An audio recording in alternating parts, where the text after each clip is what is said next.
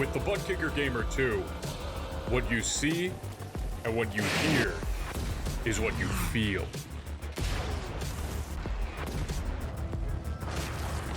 Butt Kicker. The future is feeling.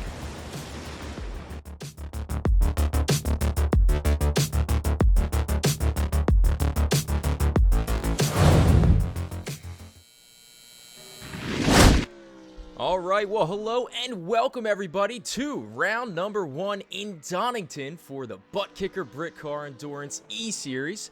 It's Kevin Urbany in the booth with Jack Kanan. Jack, welcome to the booth today. Well, thanks very much, Kevin. Really excited for this championship. Officially, of course, sanctioned by Britcar, so this is in association with them. They're helping us run this series as well. PPR, of course, we're running everything behind the scenes on this series as well. But delighted to be here for the first round, and this is going to be a really, really exciting championship. We are using Assetto Corsa for this one. This is allowing us, of course, to get a huge variety of cars. As you normally see in the real-life Britcar Championship, there's a huge variety of different cars in that championship. And Assetto Corsa allows us to have that as well. So we're looking forward to taking you through all the action. It's a 5-round championship this year. We're starting this one off at Donington, and looking forward to seeing how this is going to play out. So many different cars on the track at the moment. The guys are in qualifying right now. 15 minutes of qualifying coming up for you, and as you can see, everybody's out on the circuit, as it is a completely mixed qualifying, so you've got to try and find some space in the traffic to try and get yourself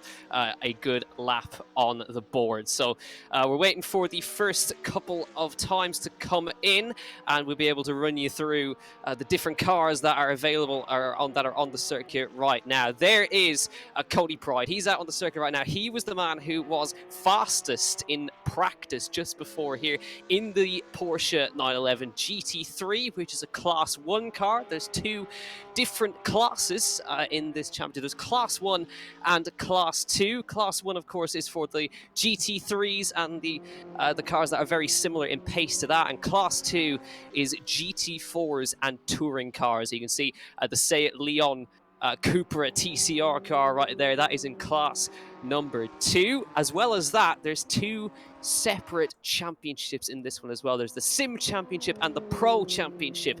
So the Pro Championship is, of course, for drivers that race in the real world, and the other one, Sim Championship, is, of course, for drivers who compete mostly in sim racing. Just to make it fair, to see the two different championships are right there. Now, first times coming in is David Hornsey at the top on the 28.058, but Cody Pride on a 27.6. He's gone immediately 4/10 faster, Kevin.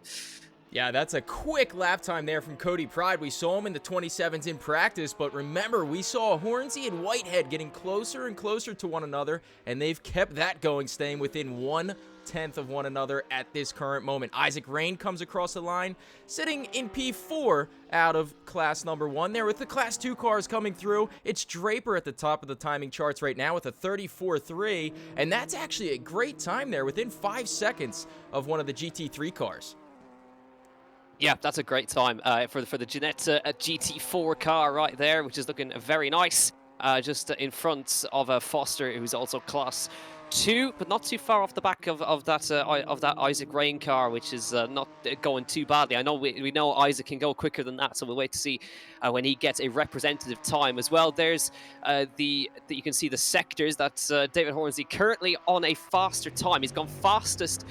He's up on the time of Cody Pride at the moment by 6/100ths of a second. That is exactly the gap we saw in practice between the two of them, and he is at the wheel of that gorgeous Morgan GT2 car. I know there's been plenty of questions about what that car is. It's a Morgan. It's absolutely gorgeous in that livery as well. David Hornsey across the line 28.058 with Luke White at 27.8. So he's now just 2/10 off the back of Cody Pride. But as you can see, in P4, Isaac Rain nearly up by 4/10 coming around the last corner in the Class 1 Morgan, about to come across the start-finish line to pop in his next time. It's a 27.9, so there's still just a little ways off Cody Pride, but just now a couple of tenths in it.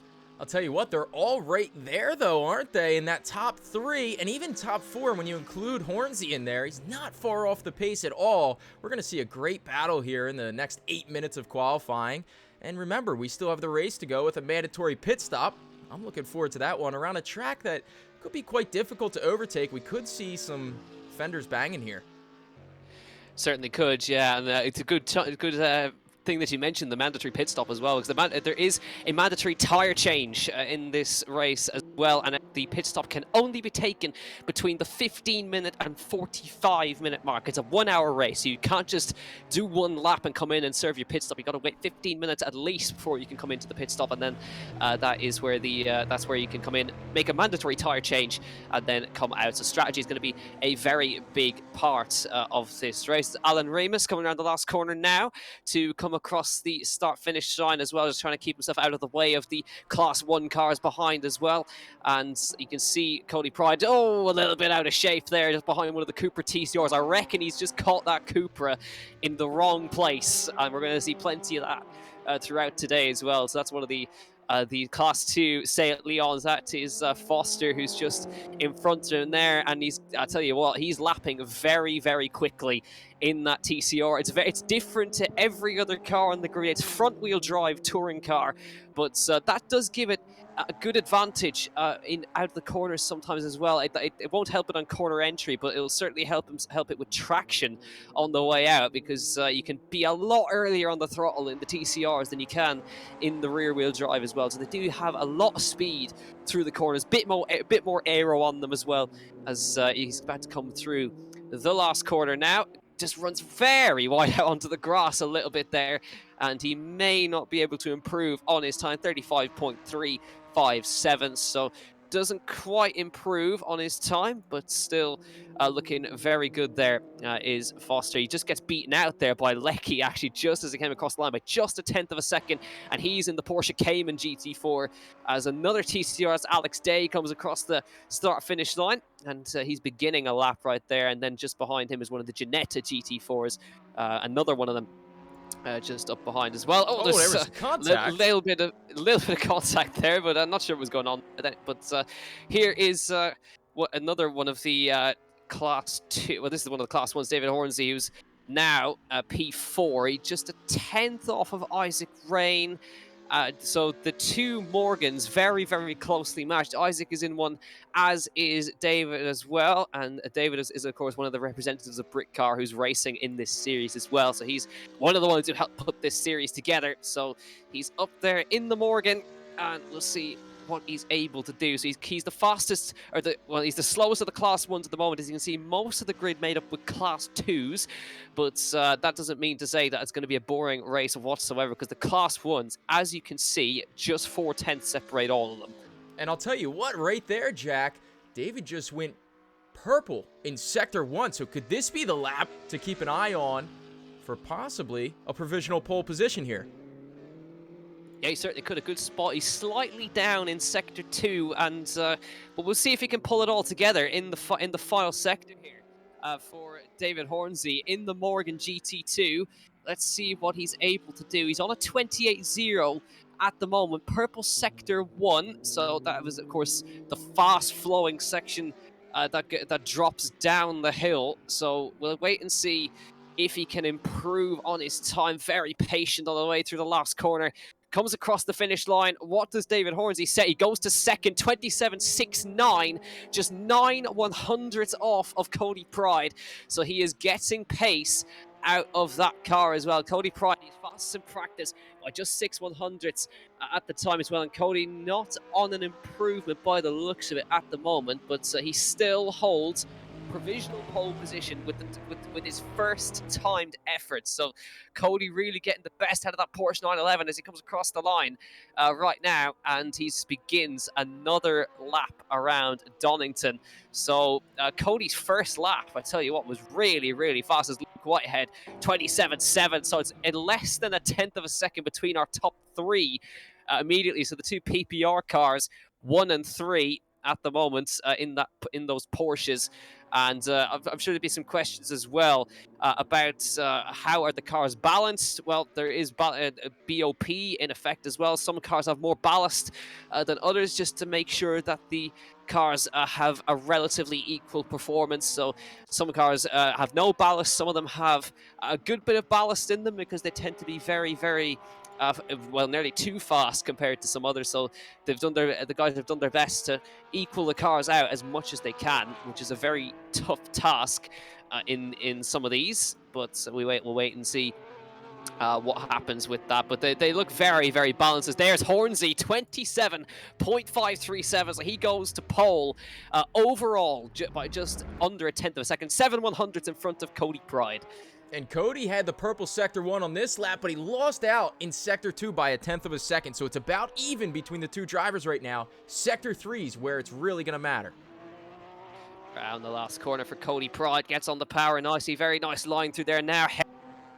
In the Porsche, what can he do? A 27.604. He improves just ever so slightly, but it's not enough to knock David Hornsey off a pole. There's only 2 and a bit minutes left in this qualifying session, so coming up to the last runs in this one as well. Isaac Rain coming down towards the last corner. I think he's about to set himself up for a time now as well, taking that very wide line of line down towards the first corner now. So this is his timed effort coming up now for Isaac Rain in the other Morgan GT2, which is part of the Class 1. Spits flames as it comes down into the braking zone for turn 1 and then down through the S's. This is a very hard sector to get right. This is the worst place on the track to catch traffic. There is nowhere to go.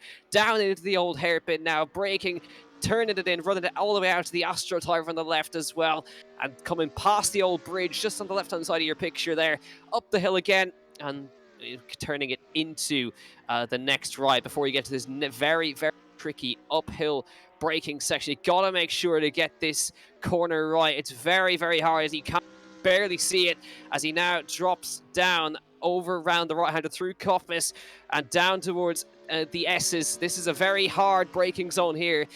This is where the GP circuit begins. They head left, braking it into the left, back to the right again, and then into this very, very slow, the slowest corner on the track, and that is a purple middle from Isaac Rain. So he's on a great lap here, is Isaac Rain. Let's see if he can hook it all together. It's going to be very, very tight for pole here in Class 1 as they come now, dropping down into the last corner.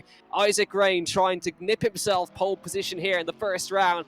Round to the last corner in the Morgan, gets on the power, heads for the line. What is it from Isaac Rain? Is it enough? It's not enough to displace anybody. He improves on a 27.869, but he does not displace anybody in front of him. And now Cody Pride, now this is the lap he needs. David Hornsey is not going for another run. He's back in pit lane. So Cody Pride needs this lap to be hooked up to the max. How is his lap going at the moment? Down in the first sector just a little bit. Luke Whitehead on the personal best. For sector of a drift there. How about that? Pride, and round goes Cody Pride. So that just shows you he was pushing, and that will not be pole. Whitehead stopped on the circuit as well. So David Hornsey will definitely have pole in Class 1. And, well, I don't think it's going to even be close, really, in Class 2. Draper with nearly over a second advantage over Lecky. He's in the Ginetta GT4, and a rapid time set from him on the offset. He's going to peel into pit lane. He's not going to finish that time because he is very happy. Lecky, he's out on the circuit now in the Porsche Cayman GT4. Bit of traffic coming up in front of him as well in the 4 Nettas. But Alistair Lecky, he's down in his first sector compared to the others. But we'll wait and see if he's going to be able to improve. But that is an uber close qualifying in Class 1. It's Hornsey on pole by 700ths in front of Cody Pride, and Alistair Lecky has to take to the gravel on the exit onto Starkey Straight. So he's pulled into the gravel, and there is Spano, who is now heading down into he's on a slow lap by the looks of it, taking it very easy through the S's. But how about that qualifying? David Hornsey in the Morgan by 700ths in front of Cody Pride, in front of Luke Whitehead and Isaac Rain. But that just shows you, Kevin, Cody was giving it everything in that middle sector and just pushed it a little bit too much. Yeah, he was pushing hard there, lost the rear, and lost pole position for it as well. David Hornsey on pole there with, as you mentioned, a phenomenal lap. But with how close it is, this thing's far from over here. It's not a typical pole position that they're going to run away with it. I would expect some close, hard racing for most of this race. Yes, of course. And of course, we won't be having a run by the sounds of it. I don't think we're able to facilitate it. So it'll be a standing start, which is a little bit unusual within Britcar, but it'll be interesting to see how it gets on. There's Ola Peterson in the gorgeous Maserati Gt4 car. That thing sounds incredible as well. Yeah, that's something that I mentioned earlier on. As soon as I load it up and listen to these cars roaring around the track, they just sound beautiful, don't they? Yeah, and the Maserati is one of the best sounding ones. The Maserati Gt4 car, which is it's a big car and it has a big engine, big V8 in the front of it, and it certainly has a lot of power behind it as well. So looking forward to see how that car actually gets on when we get to the race, which is coming up in just a few seconds time. Of course, that's Maserati being driven by Ola Peterson, who is an English teacher by trade. He lives in Spain, originally from Denmark, but teaches English over in Spain. So looking forward to seeing how he gets on. He's a sim racer most of the time, but interesting story there. A Danish national living in Spain, teaching English. Yeah, it is interesting. What else is interesting is I was taking a look at the top speeds. David Hornsey actually had the lowest top speed of the Class 1 cars, which tells me that maybe running a different setup there is benefiting him on this circuit. Yeah, and it's interesting to know as well, because he had most of the purple sector number ones, which would tend to be the more high speed ones, but I think it was kind of sector 3 where he seemed to be losing out a little bit. So maybe running a little bit more downforce in that Morgan just to get it especially through sector 2. That's where you really want the car to be planted to the road. So interesting, very, very interesting there for David Hornsby. He hooked it all together in the end to bring it to the finish. Of course, Isaac Rain had the fastest middle sector of anybody by the looks of it.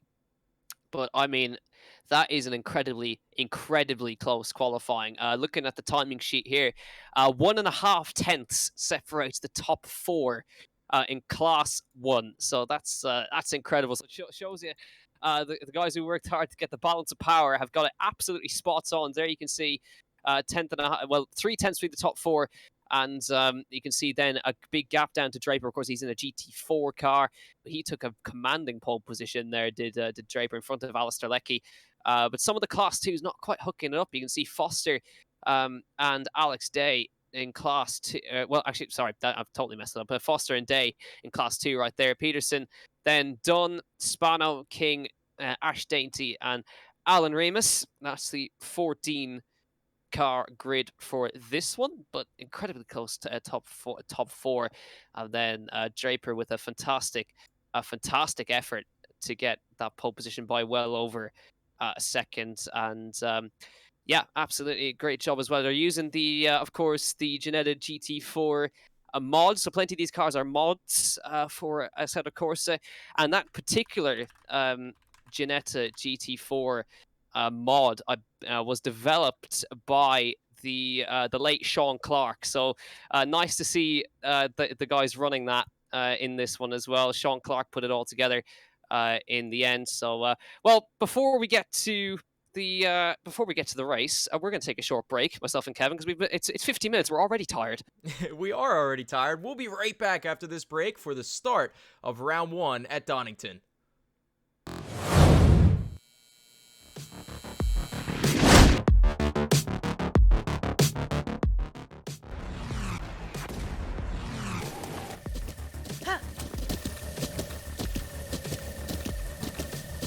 With the Butt Kicker Gamer 2, what you see and what you hear is what you feel.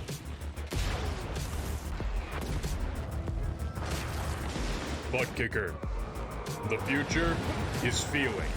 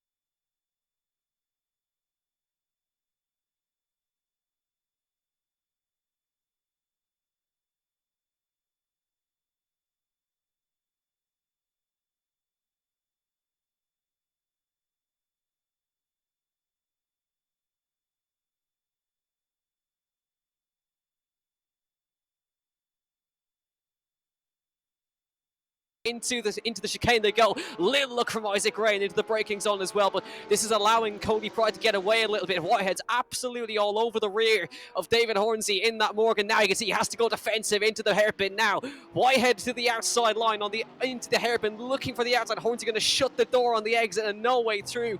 Cody Pride well over a second clear now as they come into the last corner, and again defensive from Hornsey into the final corner again, and Luke Whitehead is giving him a really hard time here as they come across the start-finish line.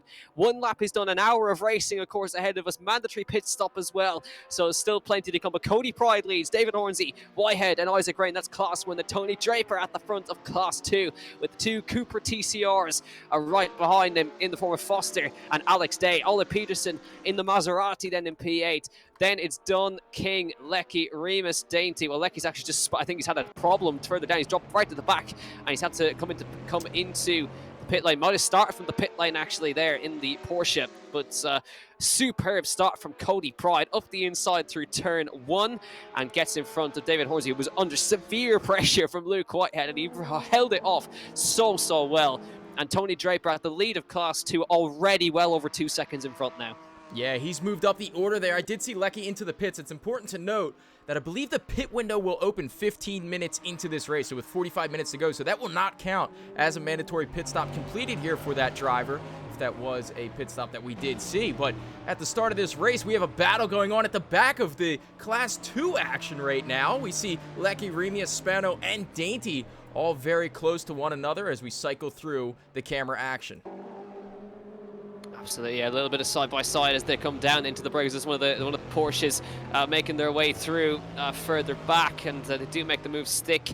Yeah, there it is. That's a little bit of a cut across the road from Lecky there as he gets across the curb right there, and it was Alan Remus who made it past Alistair Lecky as it's just a small mistake. Now a little bit of a bump in the rear that's going to end in tears there. He brakes just to avoid the extra incident there as they come up through there. That was Alan Remus getting a little bit of a helping hand through there as they come around the final corner now to begin their next lap. Porsche Cayman with Alistair Lecky at the wheel right behind him, and just trying to make his way safely through. He's got the inside now for turn 1 in the Porsche, gets his way through, and eventually gets his way past that Maserati Gt4 car, and Alistair Lecky moves up to P12 overall, and there is Ola Peterson with that lovely Maserati, but you can see right behind him as he gets on the grass, and that Maserati takes to some grass cutting, and that allows Dunn in the Chevy Camaro GT4 to make his way through past Ola Peterson. So Ola drops down to where he started, which is P9 overall, but that promotes the number 3 Chevrolet Camaro. A bit of a drift to the corner again from the Chevrolet, and it sits very high compared to the other cars there in that car as well. It's a beautiful car, that Chevy Camaro, which is being driven by Denny Dunn at the wheel of that car from the US. So as they come across the line, Cody Pride still in the lead. David Hornsey not letting him go though, so the gap's come down just slightly now, and Luke Whitehead still right behind David Hornsey as they come across through turn 1, and Isaac Rain P4. So the top 4 still together. They've dropped Class 2 behind very quickly. That's exactly what we expect, but expect now this is going to be fun when they start to catch up to lap traffic. Yeah, this is good battling going on right now between Hornsey and Whitehead. We can see Whitehead really pushing Hornsey along, but Cody Pride, the youngster up front there, I've watched him race for the past year or so, and he is a very quick driver, albeit with some mistakes along the way. So I don't think this race is over just yet with how close these drivers still are just 5 minutes in. Yeah, absolutely sparking away there, the Porsche, as it comes to Cody Pride from Leicester. And he's at the front of the field in front of David Hornsey, Luke Whitehead, and Isaac Rain. So 2 Porsches and 2 Morgans right here as some more cars make their way through. But Hornsey still trying. Oh, he's got made a little layer out of the lane there. Here, head on the outside. the braking zone, still under massive pressure here. David Hornsey going to open the steering just a little bit. It just runs Luke Whitehead a little bit out of the road, but nice defense put up by Hornsey there. Again, goes defensive into the last corner, gets it on the brakes, trying to hug that karting line and avoid letting that Porsche through. Gap up front goes out to 1.8 seconds. It was a tiny error, but that was enough to drag Luke Whitehead right back into the fray. Isaac Rain dropping away a little bit on that lap. Round turn 1 they come, and Hornsey still holding off Luke Whitehead in that Porsche 911 GT3, and down through the S's they come, through the craters, and we'll see what happened. But Hornsey again holds off another attack from Luke Whitehead and manages to stay in front of that Porsche for just a little bit longer. So a little cloud of the curb again from Hornsey. He's really pushing this car, so maybe the car's not handling too nicely on that full fuel load. I was looking here, Foster just went purple in all sectors in this. Is this the say out there? A beautiful lap from him, but he's 5 seconds off of Draper already, just 4.5 laps in here, and I think that shows Draper's immense pace that he has in that Class 2 car. Yeah, he's really, really quick in that Ginetta GT4, the number 23 car of Tony Draper, who's really putting on a show here in that Ginetta GT4 car, and he's got a nice 5-second lead up front. Is there? Look, Luke Whitehead has got the job done on Hornsey. P2 for Cody Pride, and he goes around the outside into the last corner. So Hornsey made the error again, and through goes Luke Whitehead. PPR 1 and 2 here in the Butt-Kicker Britcar Endurance eSeries, and the two Morgans follow suit. So Whitehead's been lining that up since lap 1, and after 8 minutes, he's finally made his way through, and Hornsey gets on the grass on the exit right there.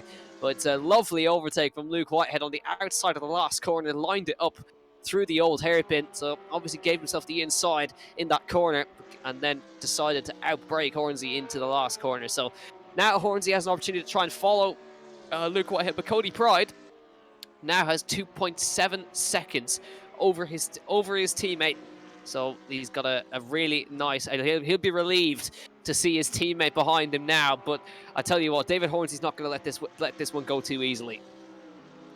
No, not just yet, but there's still some battling going on in the Class 2 between King and I believe Lecky there, as Lecky just had a 36.1 posted. That's nearly 3 seconds quicker than King. So King falling off the pace just a bit there, 38.8 down the road for Dainty as he comes across the line. And now we see the gap start to open up a little bit. But then when we have the Class 1 cars come back through, Cody Pride, Luke Whitehead, David Hornsey, and Isaac Rain, when they catch up to the back of Class 2 here, we might see a lot of dangerous overtaking going on.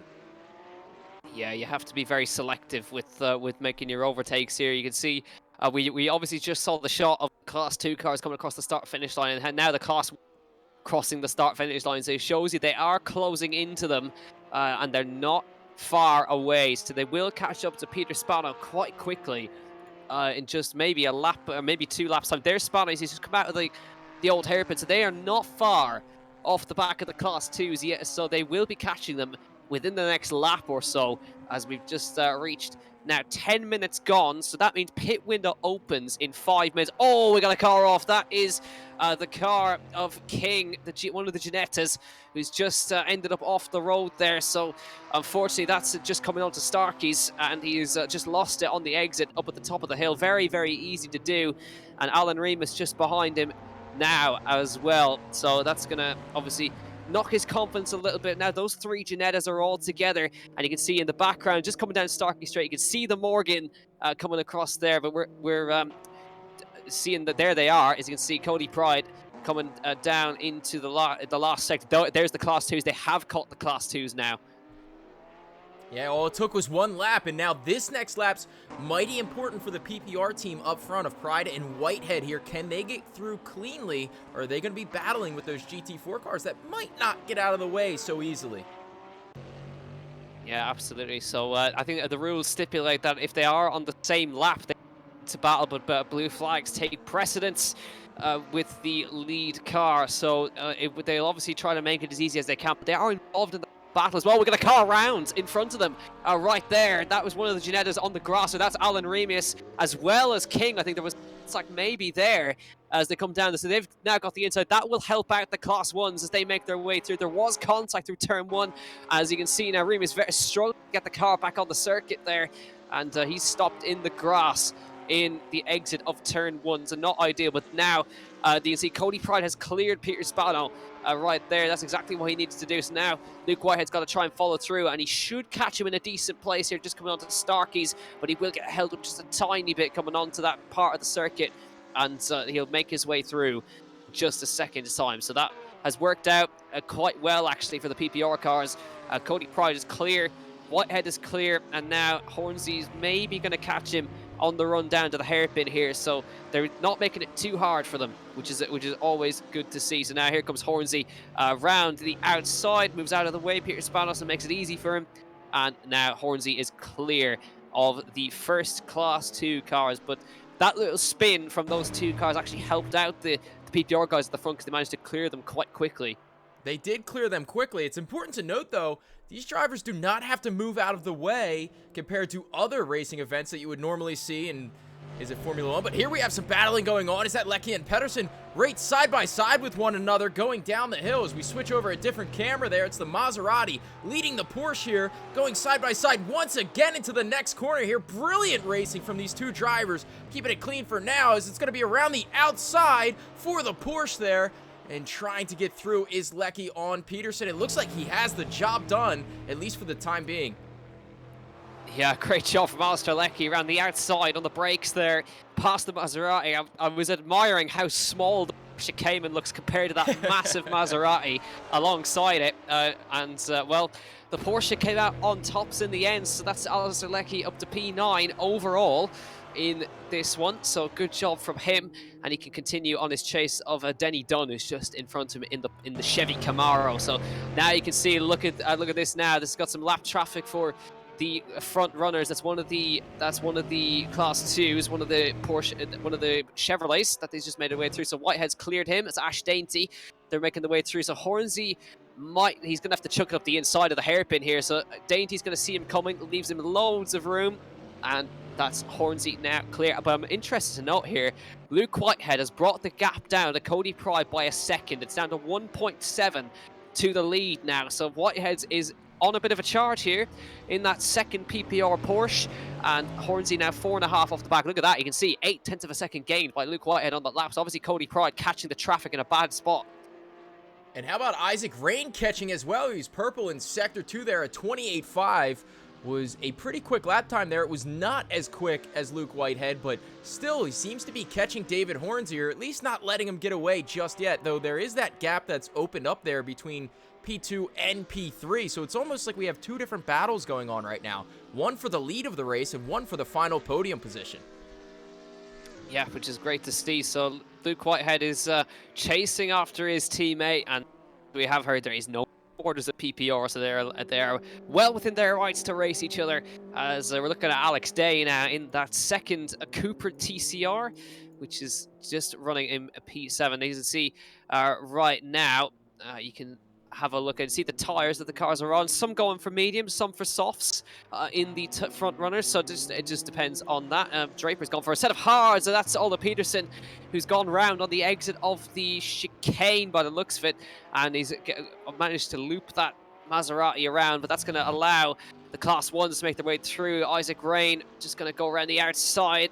Not ideal for him, but he gets it done. And Peterson getting his way back, getting himself underway again in the Maserati. So no harm done. Doesn't look like he's picked up any damage. That's the main thing. And we'll wait to see what happens now as the timer ticks down. Pit window is now going to be open from now. So 15 minutes, as you can see, pit window is open for 30 minutes. So now the pit strategy comes into effect from this moment. The drivers have got to make a mandatory tyre change in the race. They don't have to take fuel if they don't need it.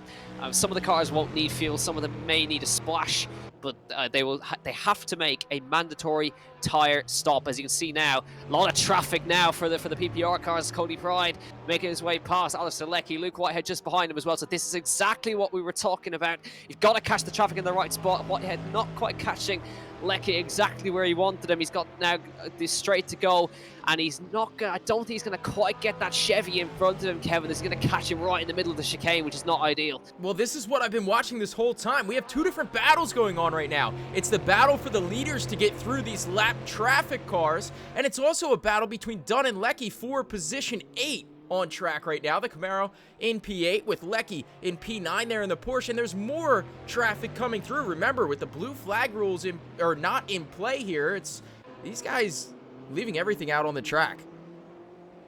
Yeah, absolutely. We're getting some more info as it comes as well. Let's see, compared with the Porsches, they're on medium tires, and Hornsey and Raiden on the soft, so those to degrade, but they will be very, very fast later on when they swap onto a new set of them. So you can see now Hornsey trying to make his way through past the both of these. So Alistair Leckie has now caught up to Denny Dunn in that Chevy Camaro GT4, and you can see he's right with him now. So Alistair Leckie's done a great job there to close up the gap. Remember, he passed Alder Peterson not too long ago, and now he's right on the tail of the man from Tennessee in the Chevrolet Camaro GT4, down through the old hairpin, dropping through, and now you see that Porsche getting a great run. And now Isaac Rain's going to try and make his way through while these battle. He's got the outside, and he should be able to do this here as they come now to the brakes on. Look at that, Alistair Leckie looking up the inside maybe as the gap forms, and he forces wide. Dunn to make a mistake. He made a mistake. Denny Dunn makes an error, and now Alistair Leckie's up alongside him into the braking zone for the next right-hander, and he makes his way through. So he made the error, forced the error,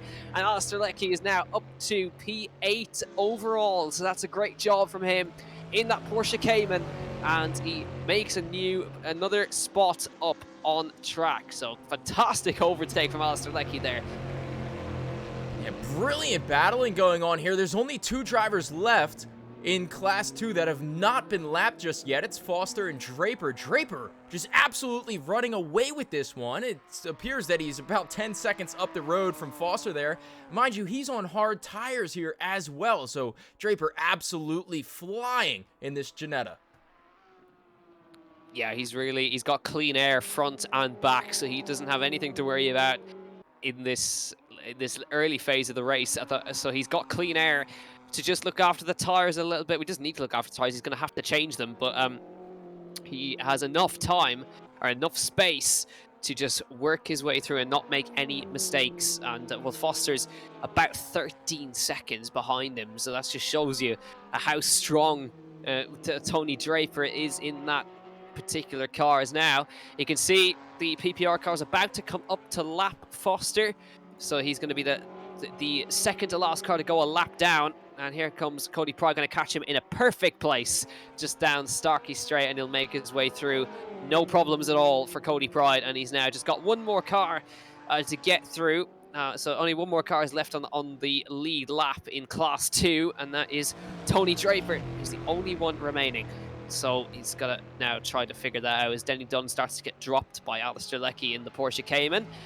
So still a ways to go. So now he's got another target now as Alistair Leckie. He's got Alex Day to try and close down in front of him, and that he may have a little bit of hard work to do that, but he's got still got 40 minutes to close that gap down if he possibly can. Denny Dunn doing his best to stay with that Porsche in that very, very big Chevrolet Camaro. That Porsche Cayman is so tiny compared to some of these cars, and well, it's still got plenty of power in the back of it as they come around the last corner. Now you can see up the front in Class 1, Cody Pride now opened the gap to 2.4 over Luke Whitehead, and Hornsey definitely off the back now, 6 seconds off the back of the lead, and he's got some traffic to deal with as well just behind. So now still nobody coming into the pit lane just yet, no sign of it, but it could be still a while. 25 minutes before the pit window closes. And if you go past that, then, well, if you haven't made a pit stop, you'll be disqualified. So they do have to make a pit stop. They don't have to take fuel, but they do have to take a set of tires, which is very, very important. And now you can actually see, tell you what, Tony Draper, he's actually coming up to lap one of his own class. Just absolutely incredible pace there from Draper. And you know what else? I've been sitting here watching the timing charts a bit, Jack, and remember I mentioned in qualifying there, the top speed of Hornsey, who qualified on pole position there, was the lowest of the 4 drivers in that Class 1. Well, guess what? Cody Pride, his top speed is actually the slowest now. So between Pride and Hornsey, there might have been a little bit of a setup change there, or at least a different type of attack on the track. And I think Pride may have seen what Hornsey did and liked it, took over, and now he sees himself in the lead of the race by nearly 2.5 seconds.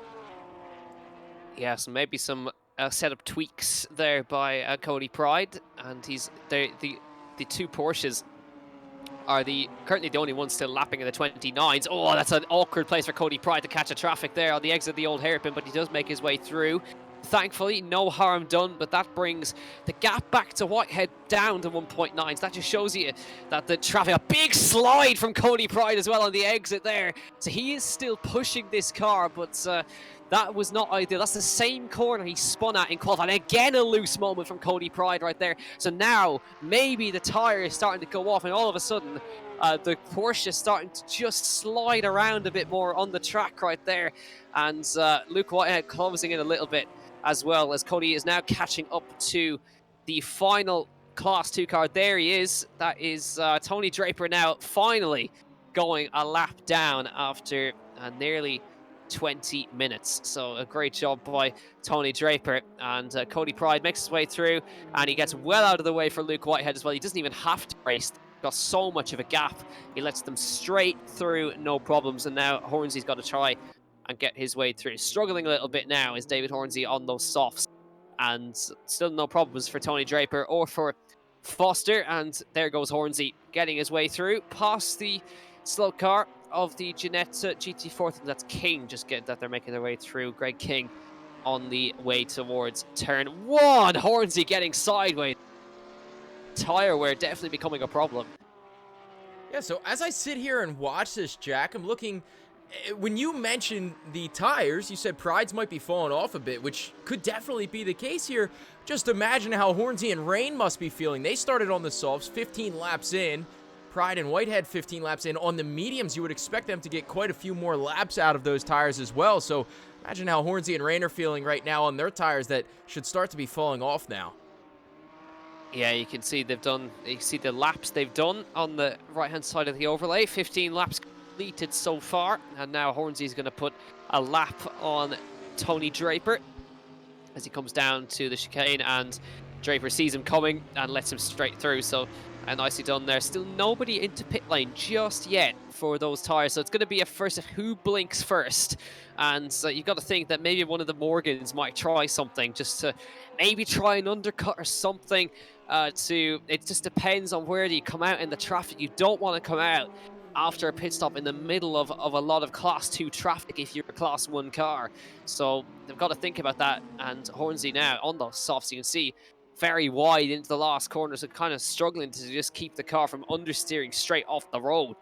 So still a ways to go, and 36 minutes left in this race and 21 minutes until the pit lane closes, so still some time yet.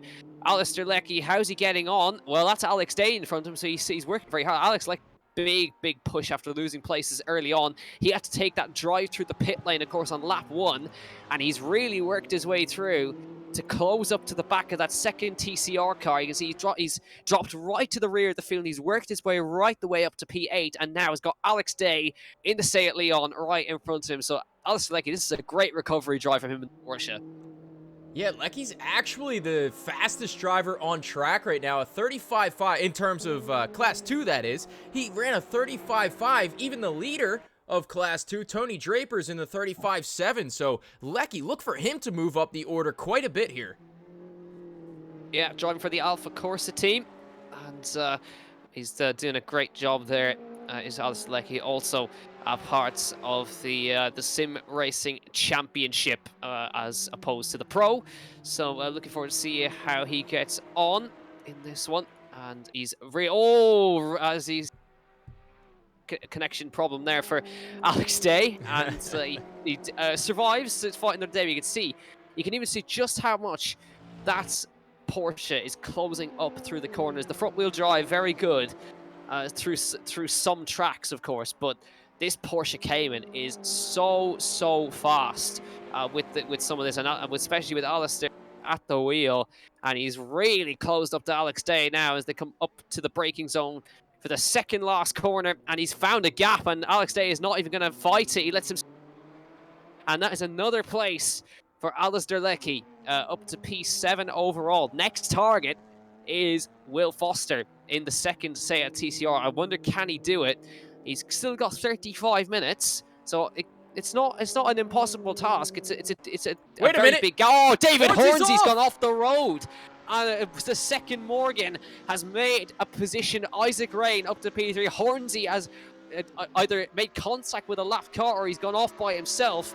But David Hornsey drops down to 4th in Class 1 overall. And Isaac Rain picks up that podium place. P3 for him. So that is not what David Hornsey wanted. But I tell you, that could be an effect of that tyre wear on those soft compounds compared to the hards or the mediums, and that is not what David Hornsey wanted. He was going so well in qualifying. What has happened in between? Yeah, I'm watching here for Remius. I don't know if he was involved in anything there. He was the only GT4 driver close to any of that action going on, but Rain seemed to get through after the fact, so I don't think he had any issues there, per se, with GT4 drivers. I think that was Hornsey making a mistake. Wow, so David Hornsey involved and off the road, and that won't do his tyres any good either, so he's still got some work to do. Here does David Hornsey. Look at the two PPR cars. They are absolutely together. Luke Whitehead has closed up to his teammate Cody Pride, and all of a sudden the gap's at just 0.2 of a second. So now this gets interesting. We know there's no team orders at PPR, and now Luke Whitehead challenging Cody Pride for the lead here in Class 1, and overall, right on the back, the two Porsches absolutely together. 10 seconds back to Isaac Rain now. And we'll see now what happens between these two. Who blinks first going into the pit lane for PPR 1 and 2. But who's going to be the one at the front is the question.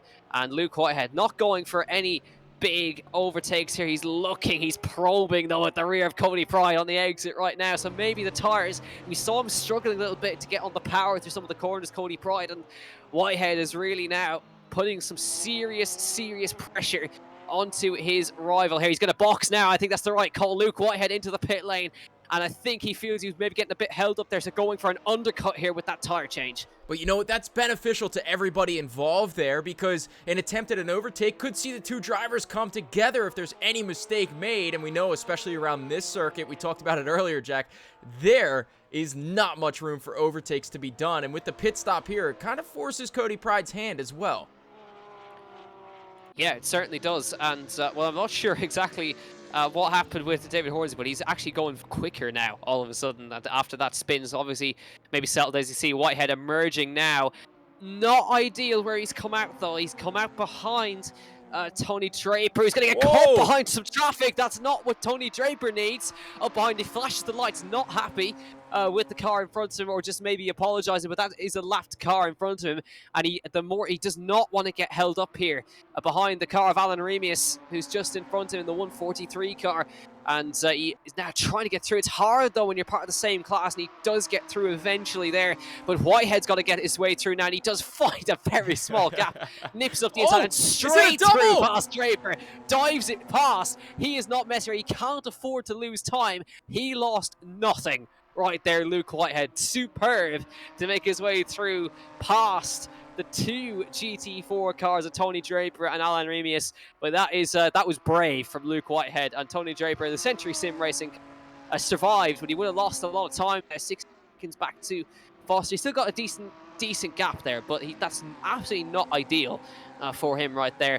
As we wait to see now, Cody Pride, has he come in? No, he hasn't. Isaac Rain has come into pit lane to serve his mandatory pit stop. So the second of the Morgans has released David Hornsey from behind him, and now we wait to see what happens. So we assume that's Isaac Rain is going to come out behind Whitehead here, but Wait to see Ola Peterson and Peter Spano into pit lane as well in Class 2. Here comes Isaac Rain, and that's tight on the exit, isn't it? Look at that, Isaac. He got out of to Luke Whitehead there, and that was the effect of the traffic on that lap. He's going to get caught again behind the Maserati on the exit. This is not what he needs, but that was very, very tight. Isaac Rain nearly taking a net P2 there. Yeah, why is it so close between Isaac and Whitehead there? I would like to see the lap times because they were not nearly this close going into the pits, but take a look at this battling that we have going on now. Hornsey and Pride still up front there with Whitehead and Rain. Their pit stops out of the way. Now I'm interested to see what happens after Cody jumps into the pits here. Is he losing time by staying out? It could be, but see the traffic that Luke Whitehead's getting caught in has actually helped him out quite a lot. But you can see now Whitehead's got some clean air and he is bringing the gap down. Fresh tires, Cody Pride into pit lane now. This is so tight. This is really intriguing. Now he's missed his pit box. Pride has to reverse. He's missed the box. He has to reverse, and he's. That's not what he needs in the slightest. A couple of precious seconds just lost in that box right there. And Whitehead now caught behind a Chevy Camaro, makes his way through. That is a bad error from Cody Pride, but very easy to happen. Let's see, is this the lead now for Luke Whitehead? Isaac Rain putting pressure on him now, down towards the first corner. Cody Pride on his way. He is going to get out in front, but it's going to be very, very tight. Cody Pride with the momentum, just going to know Luke Whitehead up the inside through turn 1, and that costly error might be the lead, and it is Luke Whitehead who slots out in Cody Pride by mere inches. That little error in pit lane has cost Cody Pride the net race lead, and the two PPR cars swap around, and that little miss of the pit box for Cody Pride has given Luke Whitehead the net race lead. But what about David Hornsey? He stayed out. Can he maybe put a spanner in the works here?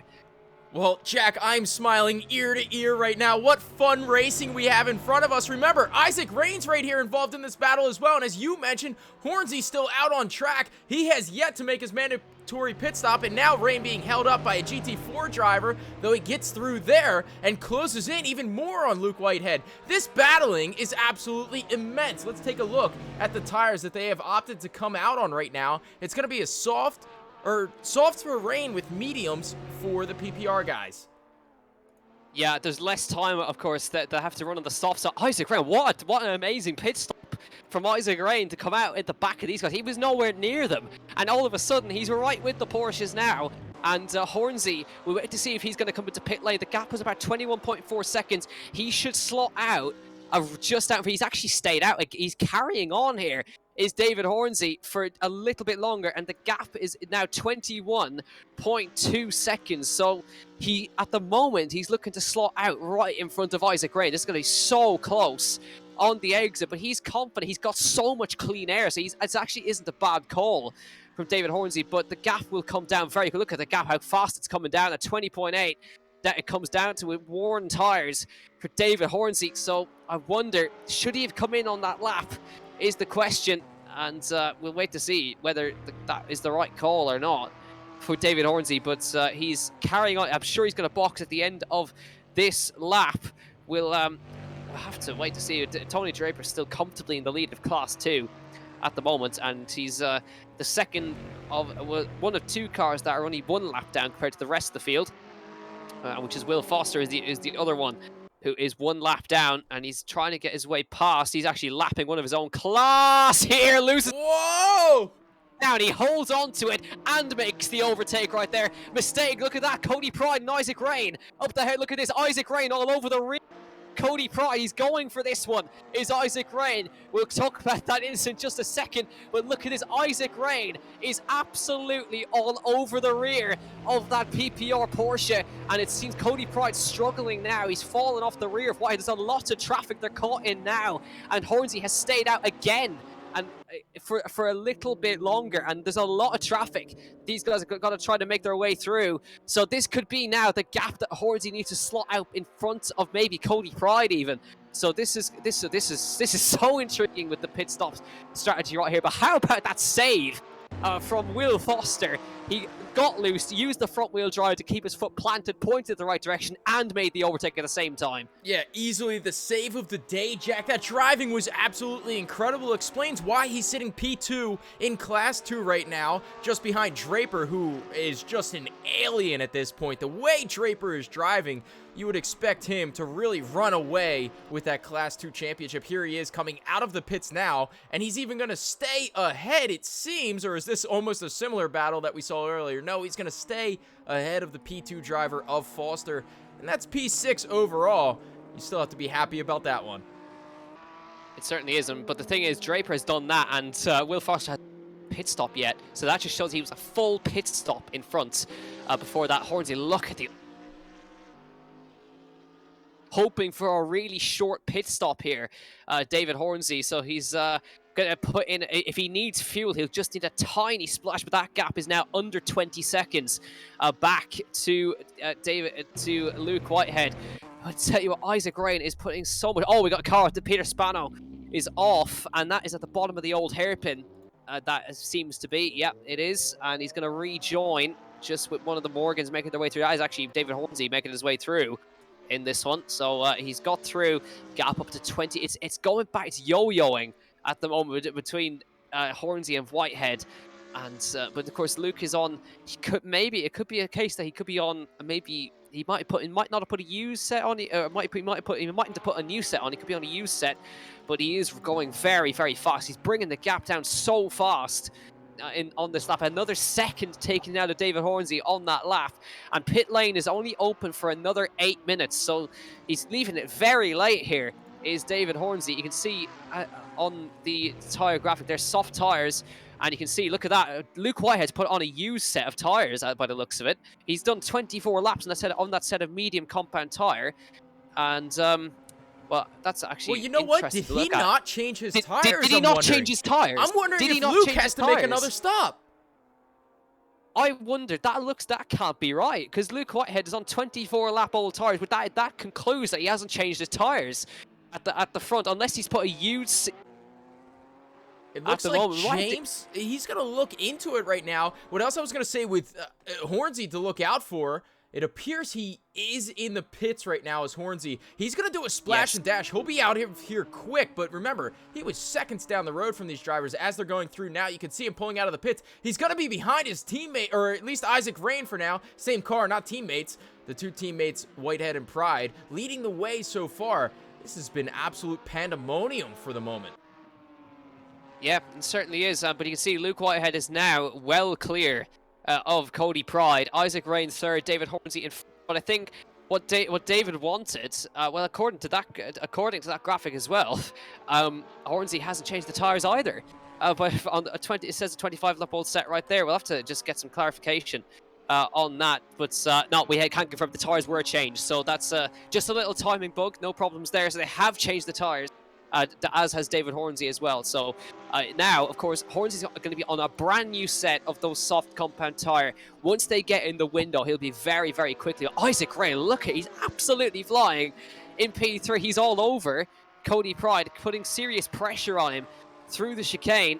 But how long will those softs last? How fast will they go off? There's still 20 minutes left in this race. So can the softs hang on in this for the last few minutes of this race? 6 minutes left till the pit window closes, but our top four have all pitted, which is what we needed to know at the end of the day. But the big story, Luke Whitehead securing the lead after the pit stops, and Isaac Rain has pulled off a masterclass and is now right behind. He's made it up to P3 and still putting pressure on the front runners in the Porsches up at the head of the field. So now you can see Pride had to take a bit of a wide line into turn one, which cost him a little bit of momentum. And Isaac Rain will now be absolutely right with him down through the old hairpin. But this is giving Luke Whitehead the opportunity to kind of pull away a little bit. You can see Isaac Rain, he's got a great run up towards the next right hand. He's going to have a look on the inside. No. But Pride had a very poor run at the exit of the old hairpin right there. And Isaac Rain in that Morgan GT2 is really putting pressure on. 1.7 is the gap between Pride and Whitehead. And Isaac with lovely exit on the exit. comes Isaac Rain in the slipstream. Does he have enough of an overlap to try and maybe look one up the inside of the chicane? It's very tricky to do it here. He's going to sit behind into the braking zone through the chicane. He needs the run through the old down to the hairpin. He doesn't quite get it. Cody Pride gets on the power very nicely through this chicane and just manages to keep Isaac Rain behind him. But now, I wonder if Isaac Rain manages to clear Cody Pride, can he catch Luke Whitehead? Yeah, I'm taking a look at the lap times to really determine if that's possible. The fastest laps of the day so far are actually going to Isaac Rain with a 27.6 compared to the best lap time of Luke Whitehead at a 27.8. So Isaac's got some pace in there. Oh, and as we have a near contact between a GT4 and Cody Pride there, this is one of the leaders getting tied in, and we can see Isaac Rain making his way through. David Hornsey has to get through as well here. It looks like Luke Whitehead's made his way up the order just fine there through those GT4 cars. But looking at this battling in the top 3 right now, this is far from over, and some great battling. I will say what is close to being over is the pit window. I believe we have almost all drivers have completed their mandatory pit stops. I have indeed, so just a couple more that might have to do it, but bit of a scary moment for Cody Pride there. But again, Isaac Rain right with him, the fastest man on the circuit that lap, by the way. David Hornsey in P4, but he's still got a ways to go. He's got 2.4 to make up. Isaac Rain now catching him on star keys. He's flashing his lights. He's letting him know, going for you, mate. Cody Pride has got to now see that Morgan right behind him, but that Porsche has immense traction out of that chicane, and Isaac just does not have enough of a run to get up alongside him into the hairpin. He's going to have to think of somewhere else to try and make this overtake. As now Will Foster, he finally comes into the pit lane. He's done a long stint, and he finally comes into pit lane to serve his mandatory pit stop. And the pit lane window closes in about 3 minutes' time. You can see there's our top 4 in Class 1. They're still together after this long. And Whitehead leads. Look at that, 27.9. David Hornsey, he is flying on the brand new softs. Yeah, that 27.9 is actually quicker than Cody Pride's fastest lap time of the day. So Hornsey's really putting it on. And you know what, Jack? When we look back to a few laps ago, or at this point, about 20 minutes ago, I should say, when Hornsey had that spinner that cost him a position there, that may have cost him a potential race win here. Because you imagine those few seconds that he lost out on. Oh, look at this. Isaac Rain's got the run on the outside. It was a little mistake from Cody Pride. He went wide on the exit of the old hairpin. Rain's got the run up the hill now. Let's see if he can get his way through past Cody this time. He looks to the inside. Again, not enough room to make his way through. Very close between these two again, and lap traffic coming into play now as well. But Isaac is still not close enough to get his way through. And through the chicane again, Cody nails this every single time and gets the traction every time. Rain much better that time as they came on the exit though. Does he have enough to go for a little lunge up the inside? No, he doesn't. And again, Cody Pride is absorbing this pressure from Isaac Rain each time. But David Hornsey, look at the gap, is now down to 1.5 seconds. It was about 2.5. Oh, sorry, as I think might cut out just a little bit there, Jack, but this pace has been absolutely incredible from the top 4 drivers to stay so close. And with a proper mention to Draper here, absolutely flying in the GT4 car, the Ginetta that we see coming through for Century Sim Racing, and really the gaps have opened up throughout the entire GT4 grid. Yeah, they certainly have, but one man who's kind of nearly worked his way onto the Class 2 podium, right on cue, Alistair Leckie. He's only 2 seconds behind Alex Day, and there's still a podium in prospect for Alistair Leckie. You can see Alex Day just in front of him as now. You can see, look at that, Isaac Rain's done it, has gets his way through. Isaac Rain trying to get past Cody Pride, looks for the switchback underneath Cody Pride, but he gets a little bit loose, loses the rear end, and now Isaac Rain is clear to chase after Luke Whitehead. And now you can see David Hornsey is now on his tail. The flash of the lights from Hornsey this time to try and make his way through as well, but the move finally came after laps of trying. But the gap to Whitehead, 3 seconds. So now he's in a Morgan sandwich. This is exactly like we saw on lap 1. Hornsey so breaks each time, and this is now maybe going to cost themselves time if they get caught up in a battle here. But Isaac Rain, it took him so long to make the move. He was stuck behind since the pit stop phase, and now he's gone wide, and now Cody Pride going to get the run on the way down towards turn 1. This is the battle for P2 overall, and that run down towards turn 1. Does Rain have enough of a slipstream?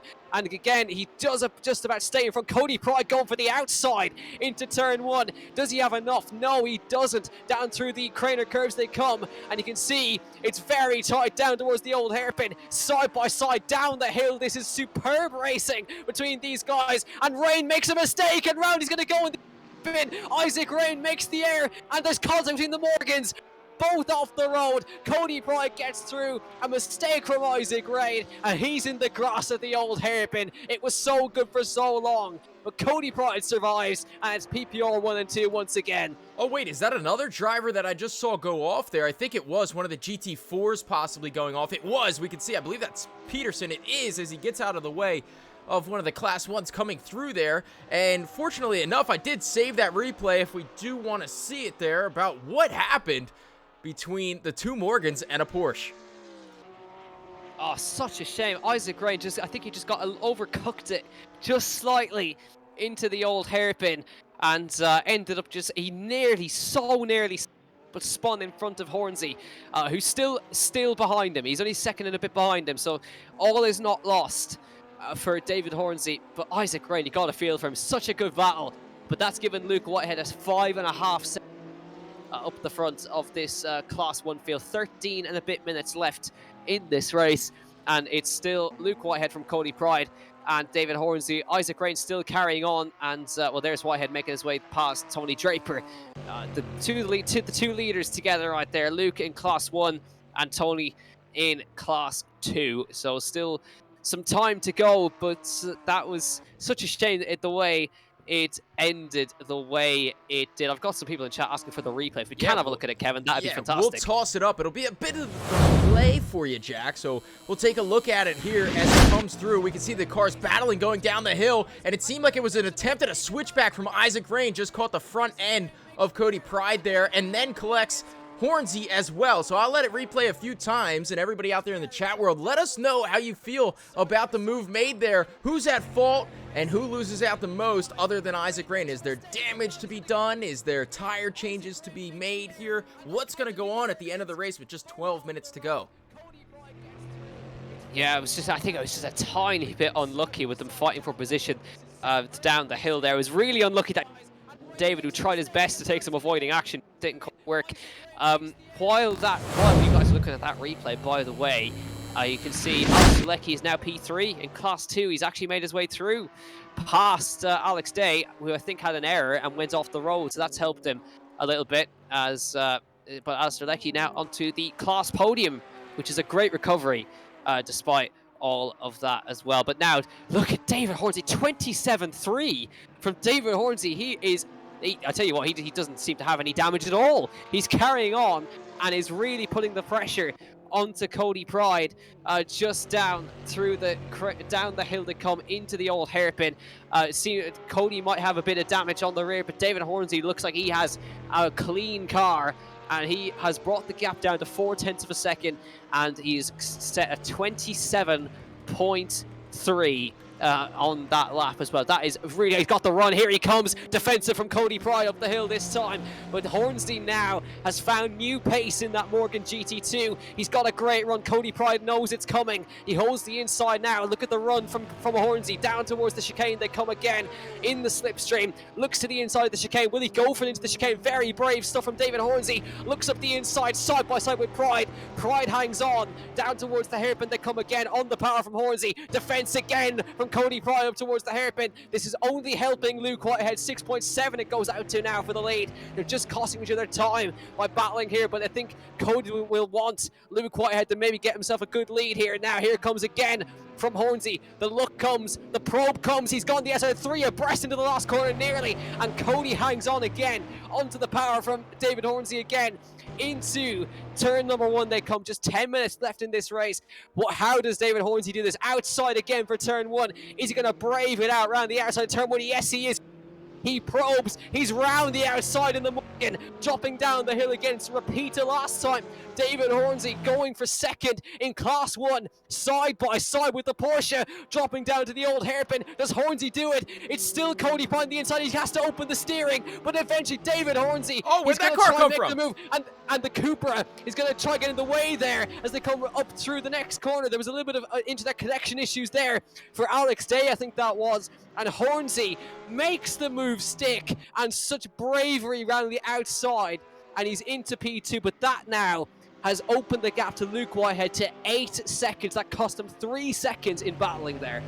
This has been some of the best battling that I've seen between these drivers. We can see there's not too much of a pace differential. It's just drivers really going for it here and sending it when they have the opportunity and not letting those opportunities escape them. As Isaac Rain attempted to hold off Cody Pride earlier on, it finds himself 4 seconds down as we can see his headlights coming over the hill. It's Cody Pride still going at it here though with Hornsey. He's not going to let him off easy. No, certainly not. Hornsey is hanging on now because Pride's on the attack, and he's going to go outside into the last corner, and the switchback from Pride nearly comes onto the power. 9 minutes left in this race. Luke Whitehead is clear out front now thanks to this battle, and Cody Pride is he wants to try the move that Hornsey just did to him around the outside, but Hornsey covers it off nicely through turn 1, and now we can see if the soft tyres will degrade enough for Pride to maybe come back, and the headlights coming on as it gets a little bit darker here in Donington. And really, really interesting stuff. That was the Alex Day that got caught up, unfortunately, in that battle, as he's now limping around in that Cupra TCR, because Denny Dunn has now got past him, as you can see. So that's P4 in class for Denny Dunn, and Alistair Leckie now a comfortable P3 in class, 35 seconds. And then it's Will Foster P2, a further 30 seconds behind Tony Draper. That just shows you, it's remarkable how close Class 1 is after all this time. You see how spread out Class 2 is. Yeah, you would expect the gaps to open up here, and I think this means we're going to have a great 5 rounds ahead of us watching all of these races with how close they've been. As here goes Cody Pride off the track just a bit there as they're fighting with some lap traffic, though I don't think that lap traffic had anything to do with that off. I think that was a mistake from Cody Pride. Now finds himself over a second behind Hornsey, and that is the biggest gap that Cody Pride has fallen down in this race so far. Absolutely, yeah, but now David Hornsey, if he wants to win, he's over a second a lap on Luke Whitehead to try to close this down with 7 minutes left of this race. So it's looking increasingly unlikely, but Luke Whitehead is in firm control after the pit stops from that one. But that was a fabulous race from everybody there, especially that David Hornsey, Cody Pride battle. The awareness from Hornsey into the old hairpin, knowing that Pride would stick it up the inside and opening the steering just enough to give him this run, but he gave himself the run on the outside as well. And you can see there that the maximum positions anybody's move is 2 positions, so everyone's stayed relatively static. Isaac Rain is where he started, as is, and what you'd like to think that had that spin not come from Isaac Rain, he could have had brilliant results here, but so is racing right there. But it was a fantastic effort from Isaac Rain nonetheless. And Cody Pride also a great effort. He led for so long, got jumped by his teammate, and he'll be ruining that tiny mistake that cost him a couple of seconds, just missing his pit box, having to reverse. That cost him the race lead. Well, he's lost 2 seconds in the last lap and a half to Isaac Rain here, so look out for Isaac Rain to see if he can attempt an overtake on Cody Pride here as well. Cody Pride might find himself down in P4 by the end of this race if the current pace keeps up. I'll have to wait and see if you can keep up this pace. And well, I said to David Hornsey he needs more than a lap. Well, he's doing it. He's doing enough right now. He's brought it down by well over a second on the lap. It comes down to 6 seconds.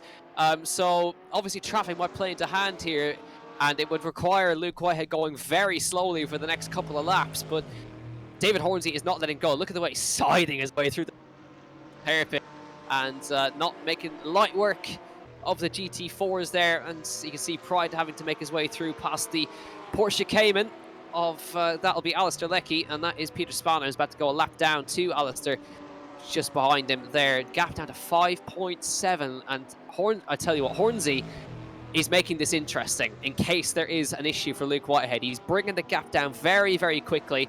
He's on very fresh tires compared to Luke Whitehead, and Isaac Rain is making things interesting as well by keeping the pressure on Cody Pride. So we'll wait and see. The gap's not come down by quite as much on that lap, so Hornsey just making sure that he keeps the pressure on Luke out front in case anything were to happen out front to him. But he looks in firm control, and Cody Pride, as you can see, still keeping tabs on David Hornsey, just to lap traffic, helping him out there, and gap opens out to 5.9. So this could have been the traffic that Luke caught on the previous lap, and these guys getting caught up in it now. 28.9 for Whitehead that lap, 28.4 for Hornsey, and a 28.0 for Cody on that lap. So Cody's not lost any pace whatsoever compared to those, but Luke just now needs to keep between the white lines, as Cody Pride doesn't do that and runs out wide on the first corner with that Porsche. But Luke is in firm control. He just needs to keep it between the white lines for the next 4 minutes, and he... A great battling going on here between all of these guys up in the top 4. In the, I guess you could call it the bottom 9 or so, but I hate to call him that. It's the Gt4 class going out right now, and Tony Draper absolutely owning that class as it currently stands. Draper flying in that blue and yellow Century Sim Ginetta, and he finds himself well ahead of the next closest competitor, Will Foster, and then Alistair Leckie a bit further down the road here in the Porsche Cayman. He is very quick, though, in that Porsche, though. He won't be quick enough to catch P2 in the GT4 class unless there's a massive mistake from one of the top 2 drivers. Yeah, he'd need them there to make another pit stop, but he needs to just hope that one of them runs out of fuel or something. That's his best hope, as the Camaro gets very loose through the chicane, but that'll let through. That was Ash Dainty getting a little bit loose chicane, but no issues whatsoever. Makes his way through safely in the Porsche Cayman GT4. And now 3 minutes left in this race, and now Luke is now matching the pace of Hornsey, so it's looking less and less likely. But that battle that's between Hornsey and Pride might have helped Luke out a hell of a lot there, because the gap was about 3 seconds before the battle, and it was 8 at the end of it. So Luke, that's not to put Luke's driving down or anything, but that certainly gave him another little bit of leverage, as now Hornsey's tires won't be at their best either. Isaac Rain now not nearly doing enough to catch up to Cody Pride. Gap's out of 4 seconds now, so he's not quite doing enough as Hornsey. Oh, that's very wide. Good time through that corner, and now we're just going to have, by the looks of it, another 2 laps before we get the checkered here at Donington, and bring the checkered out on the butt kicker Britcar Endurance eSeries round number 1. Remember, this is a 5-round championship, so there's still lots more racing to come in this championship, and it's going to be a great one to keep our eyes on the various championships that will be the various battles in the championship, to be specific, that will be on show for you in every single round of this championship, and it's going to be brilliant to keep our eyes on for these next few weeks. Of course, we've a 2-week break before we head to the next round at Silverstone, and then we have Alton Park, Thruxton and Brands Hatch. That is our calendar, so a full UK calendar in line with the Britcar calendar as well. So now Luke on the second to last lap, I think, going across the line that time, so he should get should have 1 more lap to go, and he's got to make sure now doesn't make any mistakes on this particular lap, as there's still battles going on. Peter Spano's caught up to Ash Dainty after his little mistake, so still could be some positions on for Peter here.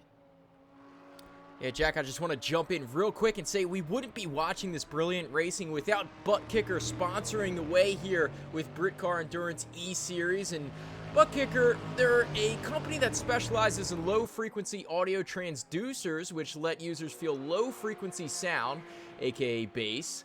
They're musically accurate, powerful, and virtually indestructible. They're used extensively by sim racers to help them feel the vibrations of the engines, thump of the gear shift, and the bumps in the road. Now, I could just imagine using that with a VR setup and getting that full-on immersion that I think we're all looking for.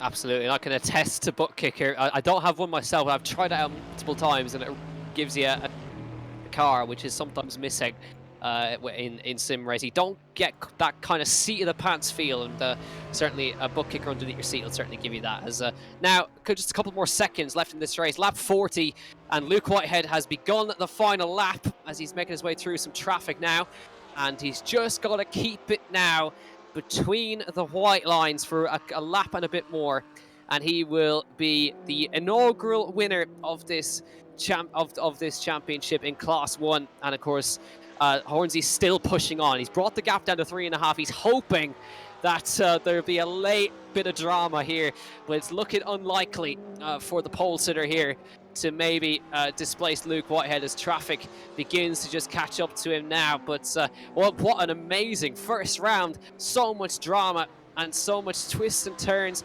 There was crashes, everything you could expect in a race has just happened. There plenty of pit strategies. One of the Genettas goes for some grass cutting on the straight there.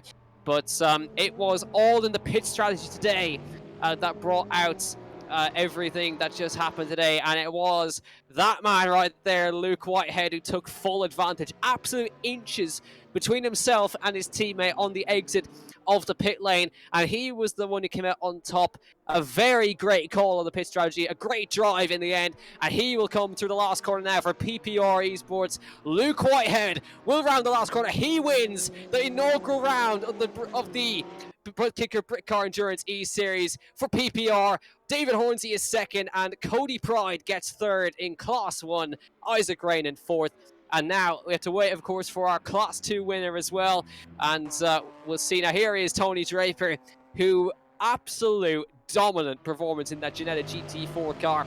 Led from the get-go, never once lost the lead of his class. And to show you how dominant he was, of course, he came into the pit lane and was a full pit stop of the next car in front of him. So that Maserati Gt4 with Tony Draper at the wheel, incredibly fast, and looks like a force to be reckoned with as he gets very side with it and nearly actually spins it as he comes up towards the final corner. Still pushing on, even though it's the last lap, of course. Still now, these two, Spano actually getting past Ash Dainty in the final corner for a position there in Class 2. But here he comes, Tony Draper for Class 2. Didn't lose the lead once, and he wins at Donington in Class 2 in the Maserati Gt4 car for Century Sim Racing. Will Foster will finish in second, and Alistair Leckie, after his lap 1 incident, recovers to class podium in that one. But tell you what a first round right there. So much battling throughout the field, and Luke Whitehead for PPR comes out on top in the first round. Yeah, beautiful racing there, and after what a great race this was, we'll have to jump over to interviews in a minute, so let us take a quick intermission, and we'll be right back with those podium interviews.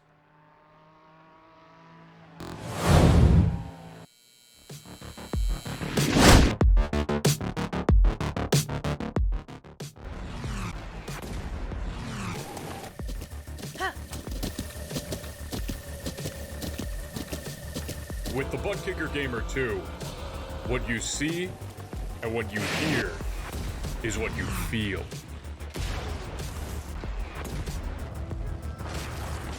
Butt Kicker.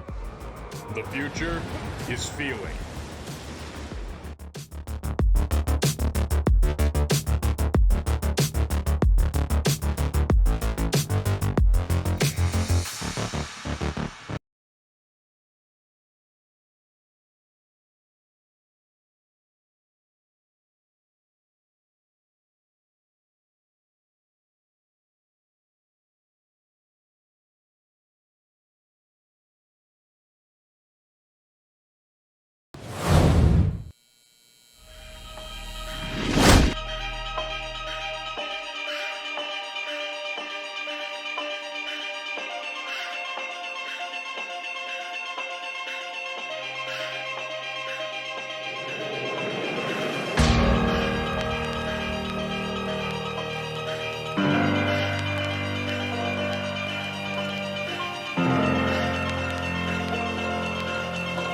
Well, welcome back to the broadcast, and we now have our top 3 from Class 1 joining us in the commentary box. If I could start off with our race winner, Luke Whitehead. Luke, what a fantastic way to win it. All came down to the pit strategy in the end, but seriously, what a good race.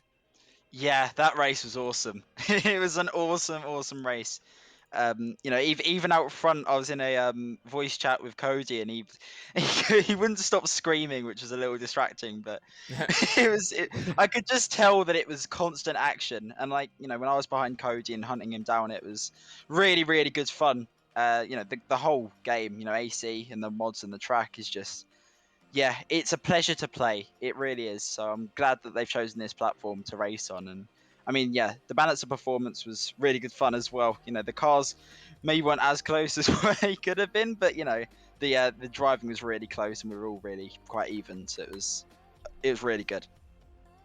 Yeah, absolutely. Well, I'd love a recording of that voice chat. Actually, that must. No, yeah, you don't. Luke, in the end, he came out on top, but it looked like towards the kind of the end of the stint that the Porsche looked a little bit kind of nervous on some of the tires at the end. Yeah, I mean, I found that it was fine personally. I mean, the car felt really stable for the entirety of the stint. I think if anything, I was probably getting a little bit of front graining. But I think that's generally the roll speed that I carry, especially around here. It's all right hand off camber right handers, so it does put a lot of strain on the left front. Obviously, I've driven here in real life as well, so I know that that's really tough. It's probably exaggerated a bit in the sim. But yeah, I just got really unlucky with traffic. If I think 5 or 6 laps in a row, I caught people through the craners. So I had to either do a move through the craners or into the old hairpins. So it was a little bit sketchy for the most part. But I mean, yeah, I was just glad and fortunate to get that gap out to what it was, because I think if it hadn't, it would have been a much more difficult race. Absolutely. Well, we've a little 2-week break now before we go to the next round, which is Silverstone. What's the thoughts on that? I mean, I'm really happy with the whole calendar. I mean, I really like Thruxton. I really like Silverstone. I'm particularly looking forward to Thruxton, actually, because that's going to be a very close race, because there's not a lot of places that you can gain time. And Toe is going to be worth a huge amount there as well. So I'm looking forward to that. Silverstone should be really good fun. It's really technical.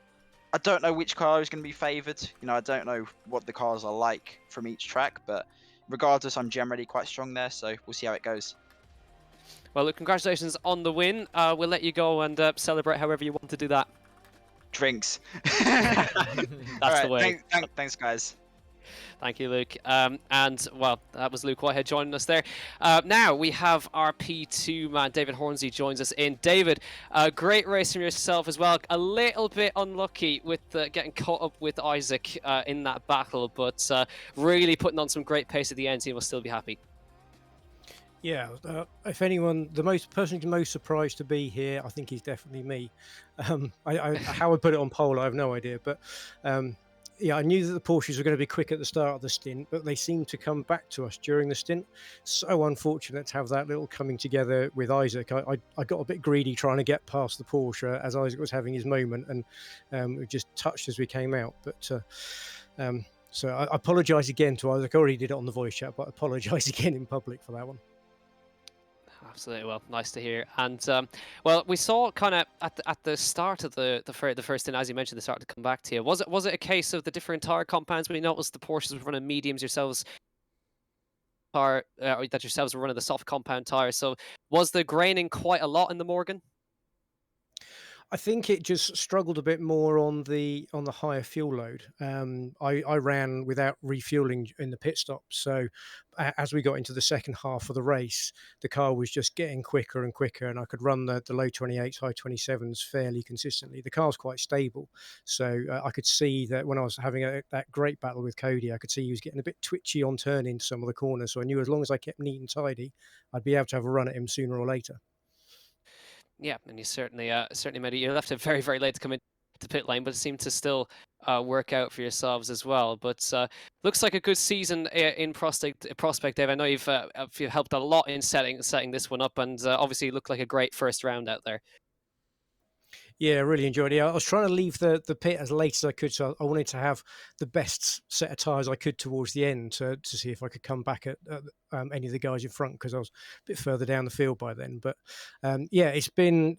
I mean, most of this goes to James and to Isaac for setting this up. They've put all the hard work in, and I've kind of been the go-between between the Britcar Championship and them guys. So thanks to them. Obviously, big thanks to Butt Kicker for supporting it as well. Absolutely. Well, David, congratulations on the P2. We'll let you podium, even if you are surprised to be on it, and we'll see you in 2 weeks. Thank you. And finally, in Class 1, P3 is Cody Pride. Cody, well, we can talk about the pit stop if you want. We know we kind of caught an end of it on the broadcast, but looked like it all came down in the end to that pit stop in the end. Yeah, Luke dived into the pits without me knowing. Well, I knew, but I didn't expect it. So I carried on for 2 more laps, and he actually said he came into the pits really slowly. So I thought, I'll take it slowly and try and gain a gap. And then I came in, did really well, but I actually overshot my pit box, so I had to put it in reverse and stop again, which actually cost the race. But I think Luke would have caught me anyway because he had really good pace. So yeah, it was good. Yeah, it certainly looked like it. We weren't exactly sure if that's what happened, but now we know it's confirmed. We did catch you reversing in the pit lane, so at least we can at least confirm that now. But even so, with the P3, I know you got caught up in that incident with Isaac and with David as well. You seem to luckily get out of it unscathed. Yeah, I actually, it was weird because I had a really nice exit out of turn 1. We were still there, and I was kind of there, but I wasn't. But I still had right to the room. But I actually understeered, went over to the left, and I think Isaac came back on me, but I'm not sure what actually happened. And then it caused him to go sliding. So I was going to let him go, so I didn't know whether it was me, but then David actually hit him again, so I just went for it. And then, David caught me again really quickly. Absolutely. Well, at least you managed to get out of it in the end. But I mean, it's early doors, of course, in this championship itself, and both of the PPR Porsches. You looked very, very strong early on. Yeah, I mean, I had a really, really good start. I just floored it and then put it into first, and I managed to get David around the outside of turn 1. And then Luke had a bit of trouble overtaking the Morgan because it was just so fast in a straight line. But then he eventually managed to get by him. And then, yeah, I guess it all came down to the pit stop and just little tiny errors from me where the rear end would come out a little bit because the setup was very weird. But yeah, I really enjoyed it, and it was a good race. Well, it'll be a nice little 2-week break till the next one. And, it's Silverstone next. Cody, congratulations on the 3rd place, and we'll see you in 2 weeks' time. Thank you. Thank you. Well, now we have our Class 2 guys in with us now, and Kevin's going to have. Yeah, thank you for those interviews, Jack. Brilliant job by all of the Class 1 guys. We'll toss it over to the Class 2 guys now. Tony Draper with the win there. It was Will Foster in P2. Alistair Leckie in P3. Unfortunately, his microphone's not working, so I want to go to Tony Draper first, who had an absolutely dominant performance there on the hard tires as well. So please, Tony, walk us through how you were able to hold on to that car so brilliantly, consistently through 39 laps. Thanks, Kevin. I really appreciate it. You're right. Those hard tires are actually pretty tricky on that Ginetta because basically the right-hand side of the car never comes up to temperature. Once you've put them on and they've come out the blankets, then they're cold after the 2nd lap. So then you're just kind of, when you come into the chicane and you throw it in, you're not really sure whether the front's going to go in or not.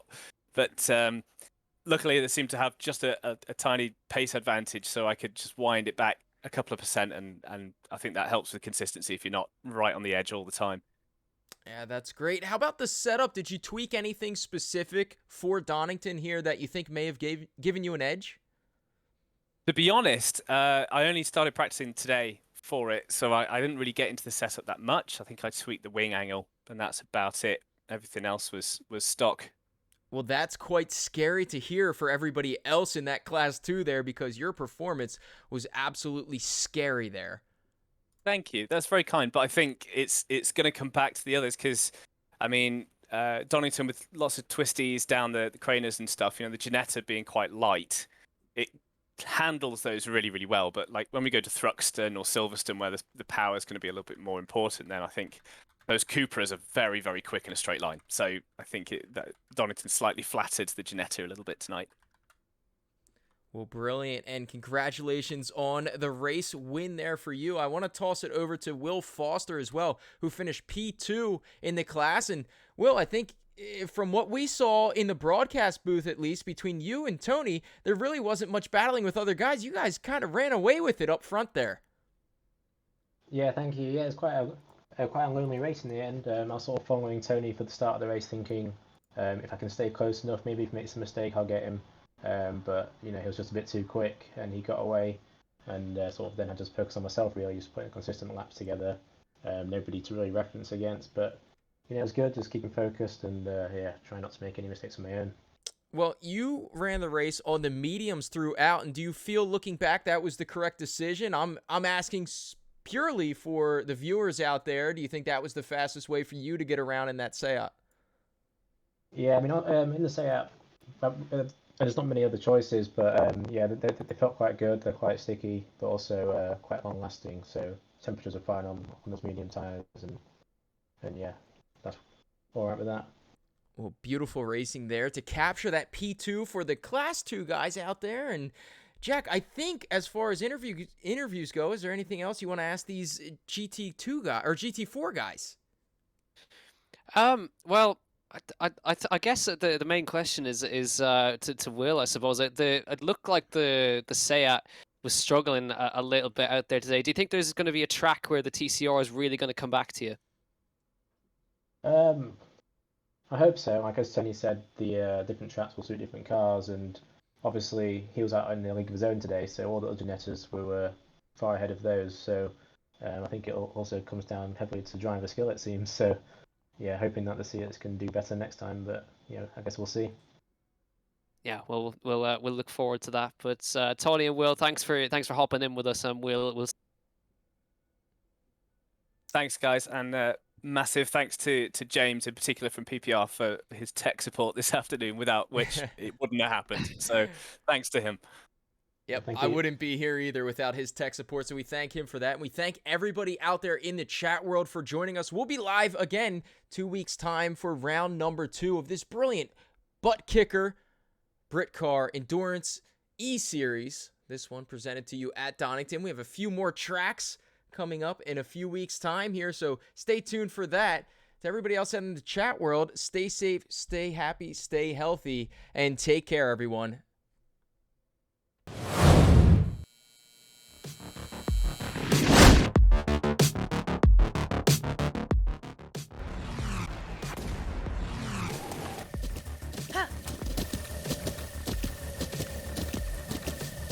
With the Butt Kicker Gamer 2, what you see and what you hear is what you feel.